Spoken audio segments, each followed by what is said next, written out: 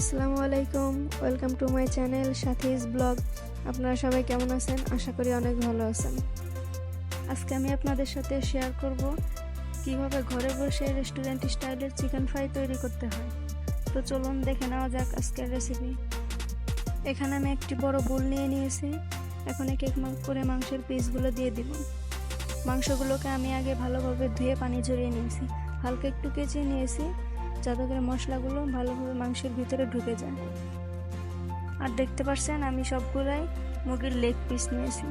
এখানে leg piece বাদে অন্য সব কিছুই ব্যবহার করা যাবে, তবে লেগ পিস নিলে দেখতে অনেক সুন্দর লাগে। আমি এখানে স্কিন ছাড়িয়ে নিয়েছি, স্কিন সহও করা যাবে। এখন আমি দিয়ে দিব 3 টেবিল চামচ আদা রসুন বাটা।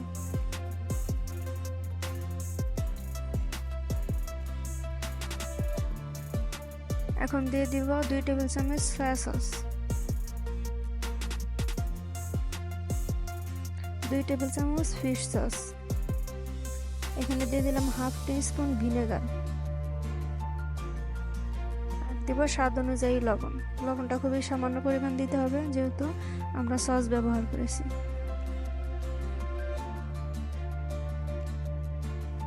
এখানে দিলাম হাফ টিস্পুনেরও কম টেস্টি সল্ট।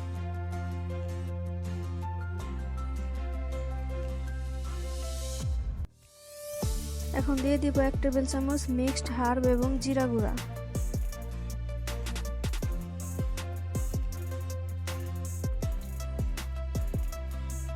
আর দিয়ে দিব হাফ টিস্পুন সাদা এবং কালো গোলমরিচ গুঁড়া।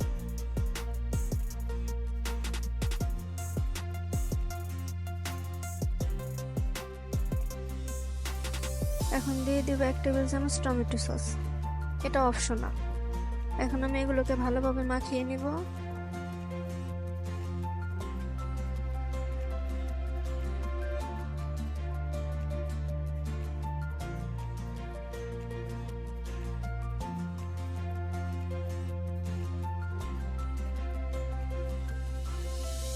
আমার ভালোভাবে মাখানো হয়ে গেছে। এখন আমি এখানে দিয়ে দিব 1 টেবিল চামচ শুকনো মরিচ গুঁড়া। এখন আমি আবার ভালোভাবে মাখিয়ে নিব।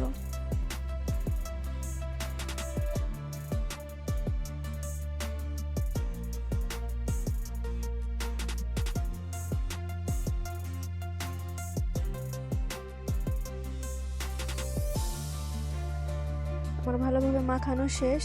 এখন আমি একটি ঢাকনা দিয়ে ঢেকে নর্মাল ফ্রিজে রেখে দেব 5 থেকে 7 ঘন্টার জন্য।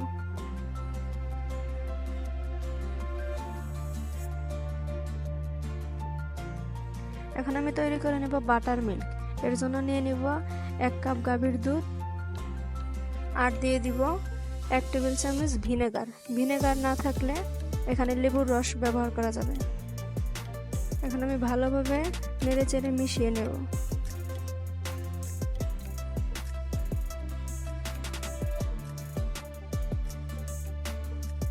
আমার মিশানো শেষ। এখন আমি একটি ঢাকনা দিয়ে ঢেকে রেখে দেব 20 মিনিটের জন্য। এখানে নিয়ে নিয়েছি একটি ডিম। একটি কাঁটা চামচের সাহায্যে ডিমটিকে ভালোভাবে ফেটিয়ে নিতে হবে। লবণ দেওয়া যাবে না, লবণ ছাড়াই ফেটাতে হবে। লবণ অ্যাড করলে ডিম থেকে পানি বের হয়ে আসবে।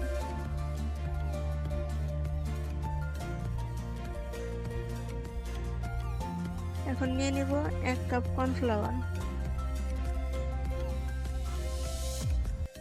আর নিব 1 কাপ ময়দা।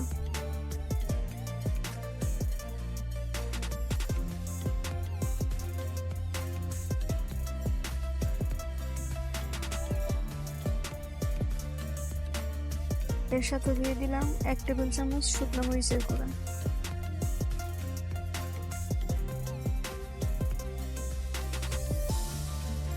আর দিয়ে দিব হাফ টিস্পুন সাদা এবং কালো গোলমরিচ গুঁড়া।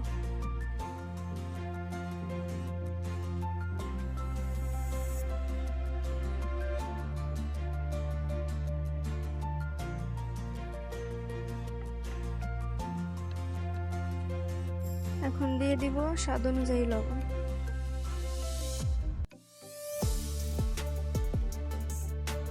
এখন আমি ভালোভাবে মিশিয়ে নিব। মিশানো শেষ। এখন একটি স্ট্যানারের সাহায্যে আমি চেলে নেব। অবশ্যই চেলে নিতে হবে, তাহলে ক্রিস্পি হবে অনেক।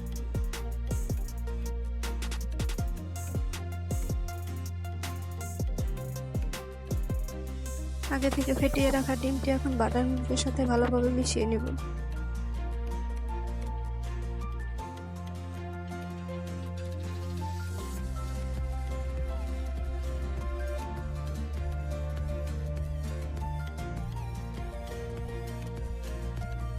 এখন আমি একটি মাংসের পিস নিয়ে হাত দিয়ে চেপে চেপে ময়দার সাথে ভালোভাবে কোট করে নিব। এই কোট করাটা যত ভালো হবে, খেতে তত ক্রিস্পি হবে। দেখতে পাচ্ছেন আমি কিভাবে করছি।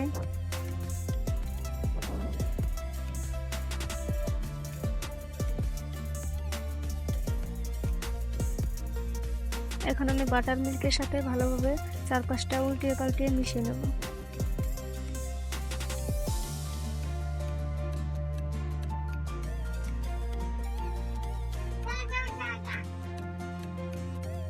এখন আমি আবার ময়দার সাথে কোট করে নেব।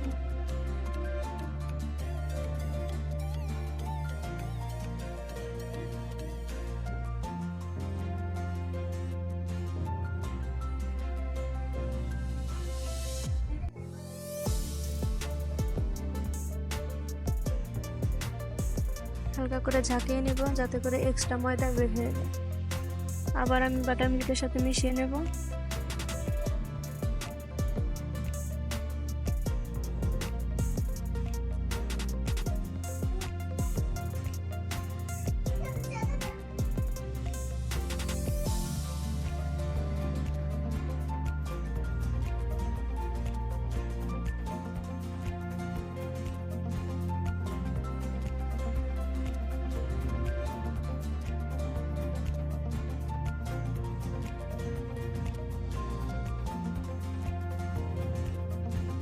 হালকা করে আবার ঝাঁকিয়ে নিব। দেখতে পাচ্ছেন খুবই সুন্দর হয়েছে।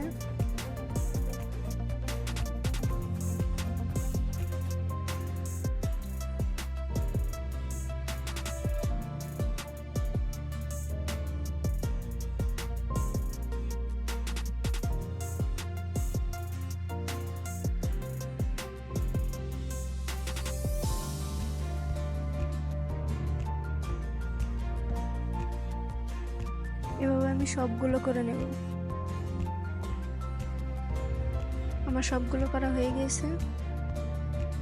তেলটি সঠিক মাত্রায় গরম হয়েছে নাকি তা একটু টুথপিকের সাহায্যে চেক করে নিলাম। পর্যাপ্ত পরিমাণ তেল দিতে হবে, কারণ এগুলো ডুবে তেলে ভাজতে হবে।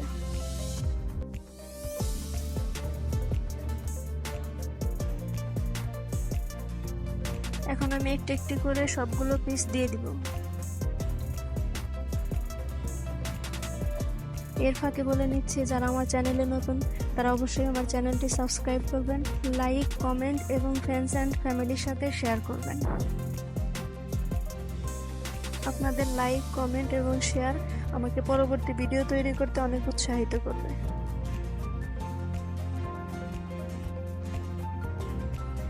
এভাবে ভাজতে হবে 4 থেকে 5 মিনিট, মিডিয়াম টু লো হিটে।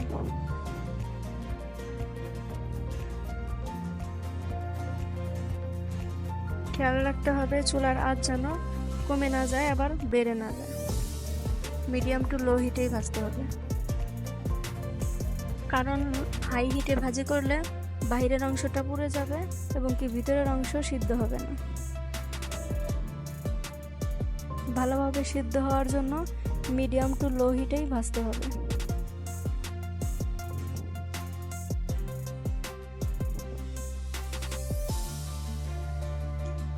ফিরে আসলাম 5 মিনিট পর। এখন আমি এক এক পিস করে উল্টিয়ে দিব। দেখতে পাচ্ছেন কালারটা কেমন হয়েছে।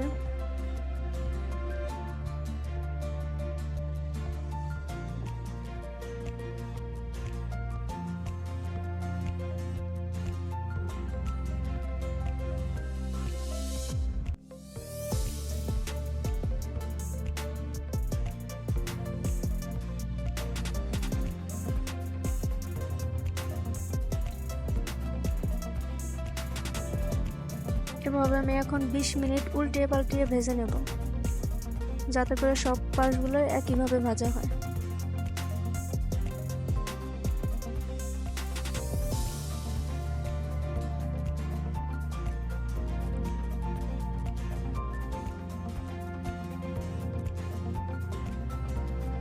ফিরে আসলাম 20 মিনিট পর।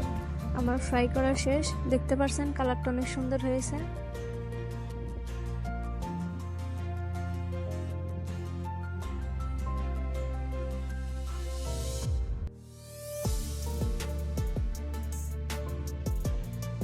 এখন আমি এক এক পিস করে তেল ঝরিয়ে নামিয়ে নেব।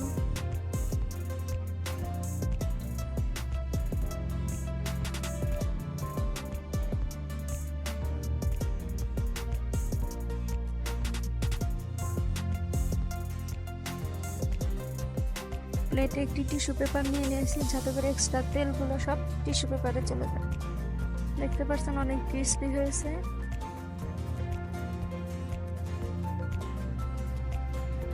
ধন্যবাদ সবাইকে আমার পাশে থাকার জন্য। সবাই ভালো থাকবেন। আজকের মতো বিদায় নিচ্ছি এখানে। আল্লাহ হাফেজ।